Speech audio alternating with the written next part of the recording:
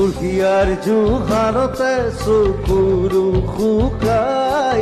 দেউতাৰো একেদশা পদূলিলে চাই বহুদিন হ'ল সৰু বাৰ মুখ দেখা নাই চেৰেগীৰা কাষত আজি জোন কৰা নাই হালৰ গৰু গোহালিতে পথাৰো শুকাই ৰাতি গলে গুলিৰ শব্দ